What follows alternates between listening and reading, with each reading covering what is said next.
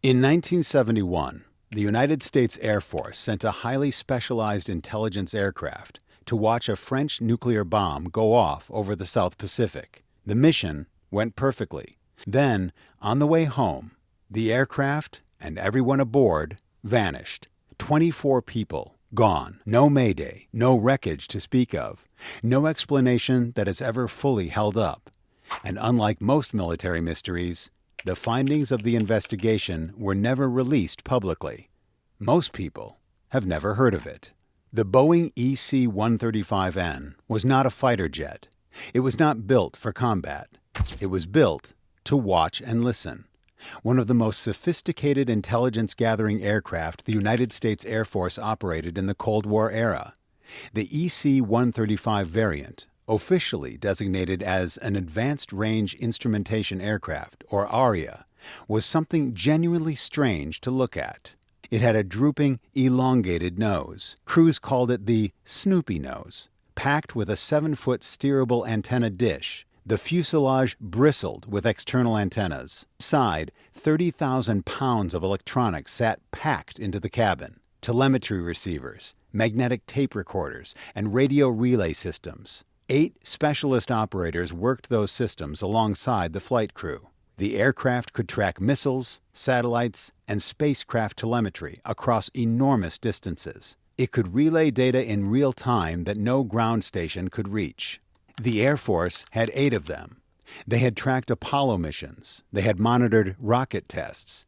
They were the ears of the American military in the Pacific, deployed wherever something significant was about to happen in the sky above remote ocean. Aircraft serial number 610331 was assigned to the 4950th Test Wing, Space and Missile Systems Organization out of Wright-Patterson Air Force Base in Ohio. In June 1971, it had a job to do.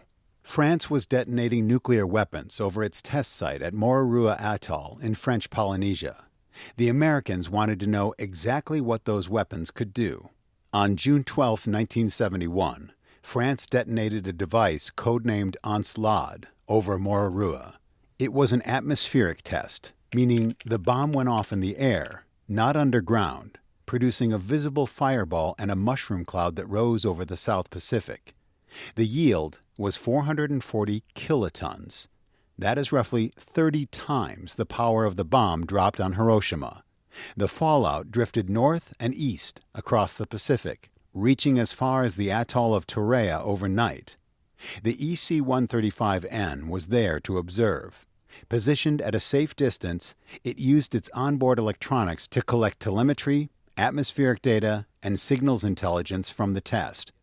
Whatever the crew recorded that day, the United States government wanted it, badly enough to send 24 people across the Pacific to get it. The mission, by all accounts, went as planned. Encelade detonated. The aircraft observed. The data was collected. With its work complete, EC-135N, serial 61-0331, turned northeast and began the long overwater leg back to Hickam Air Force Base in Hawaii. It never arrived.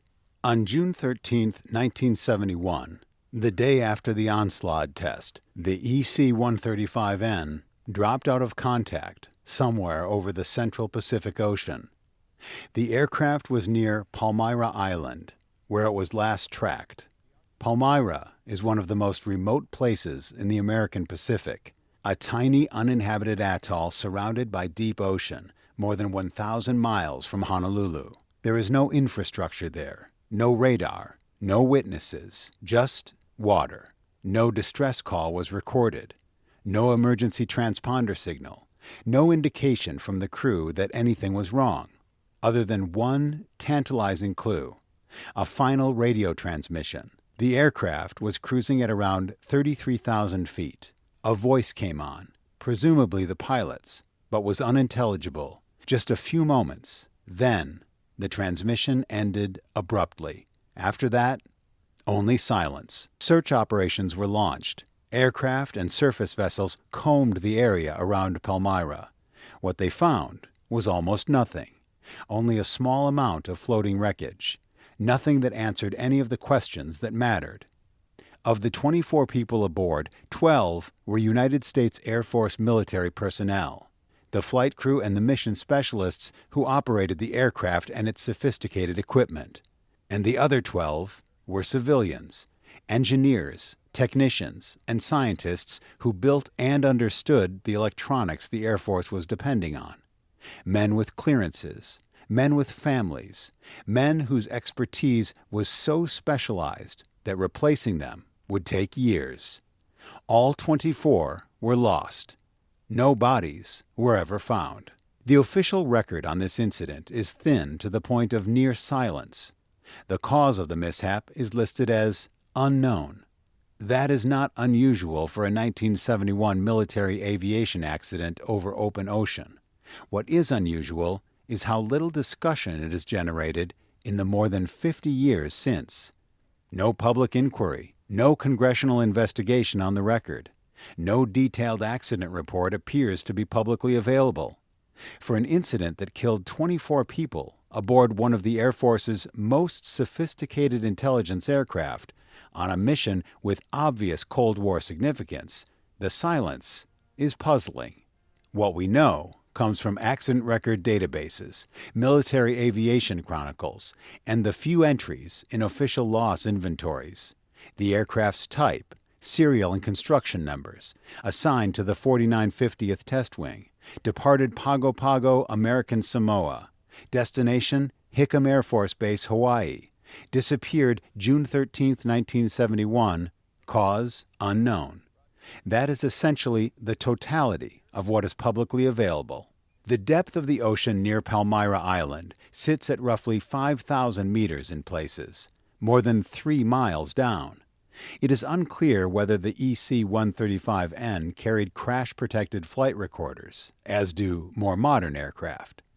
In 1971, the mandatory requirements for those systems were still evolving, and military aircraft, operating under special mission configurations, often carried non-standard equipment packages. If the aircraft went into the ocean intact, the wreckage would have descended into deep Pacific water and has never been located, or reportedly searched for in any systematic way. No modern deep ocean wreck search has ever been reported. There are several ways an aircraft like this could be lost on a long overwater transit. A catastrophic mechanical failure could explain the absence of a distress call. Weather is always a variable in the Pacific, though no storm of record has been conclusively linked to the disappearance, and fuel exhaustion is most unlikely. Despite the thousands of miles covered, planning would have been precise and double-checked. Interestingly, several sources mention that the families of the deceased successfully sued LTF, the company that installed the dorsal radome, alleging design defects. However, the lawsuit was won on the merits of civil liability, not scientific certainty. So, structural failure could not be established as the reason for the crash. Without examining the aircraft itself, no proof exists. As for speculation that the proximity of the aircraft to an atmospheric nuclear detonation might have been the culprit, there is no evidence the Onslaught test damaged the aircraft. Nor is it plausible that residual electromagnetic effects could have harmed it hours later. Modern understanding of nuclear electromagnetic pulse does not support the notion of delayed effects. No. The aircraft successfully completed its mission and departed the area without incident. So the question remains, what exactly happened? Which does not mean the answer is sinister. It might simply mean that the answer, once found, was filed away in classified records, if any were, in fact, classified. A complete, readily accessible roster of all on board the flight is difficult to find. The 12 military crew members and 12 civilian specialists were not publicized. Families were notified. Individual services and memorials were held. The Air Force conducted its search, and then the case was closed, quietly, without ceremony. 24 people flew out over the Pacific on a classified Cold War intelligence mission, and a detailed explanation was never issued. Other military aircraft lost in the same era have been written about, debated, and in some cases searched for with modern equipment. This one has not. The wreck is out there, somewhere, perhaps still holding whatever answers the aircraft's structure might offer about what went wrong on June 13th. And the mission data it carried is either still on board or floated away, or more likely deteriorated in the saltwater depths. In an era when we have mapped the moon more thoroughly than parts of the ocean floor, a 130-foot military aircraft and all souls aboard it remain exactly where they came to rest, beneath miles of Pacific water, in the dark. The sunken battleship Bismarck has documentaries. The 2014 Malaysia flight MH370 has a decade of front-page coverage. The EC-135N mission, however, has a single line in a military accident database and a cause of mishap listed as unknown. There are Cold War mysteries that got declassified, investigated, and finally given their place in history.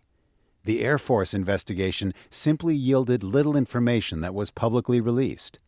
55 years later, the EC-135N is still missing, and few are aware it ever existed. If you know anything more about this mission, the crew, or the official investigation, leave it in the comments. This story deserves attention.